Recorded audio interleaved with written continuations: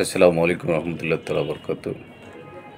আমাদের মনে যখন নানা ধরনের কুচিন্তা ভাবনা আসবে, তখন আমরা বলবো লা হাওলা ওয়ালা কুওয়াতা ইল্লা বিল্লাহিল আলিয়্যিল আযীম। রব্বুল আলামিন তোমার শয়তানের কুচিন্তা, ওয়াসওয়াসা থেকে আমাদেরকে হেফাজত করুন এবং আমাদেরকে আপনার রহমত দিয়ে আমাদেরকে ওই সমস্ত কুকর্ম থেকে আমাদেরকে হেফাজত করুন।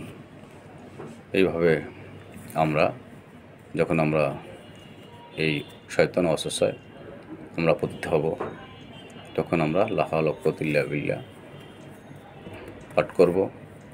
এখন যখনই আমরা দেখব যে বিভিন্ন ঝামেলা আসতেছে, তখন লা হাওলা ওয়া কুওয়াতা ইল্লা বিল্লাহ আলিয়্যিল আযীম পাঠ করে নিলে আল্লাহর রহমত বরকত হয় এবং তাৎক্ষণিক সময়ে যদি কোনো কিছু আসর করে বা কোনো কিছু যদি আপনাকে অশুভ দৃষ্টি দেয়, কিছু অনন্য কিছুতে জিনভূতের, সেটা আল্লাহ পাকের এই কালামের মাধ্যমে সেগুলো দূরীভূত হয়ে যায়, ওইগুলো ওখান থেকে সরে যায়।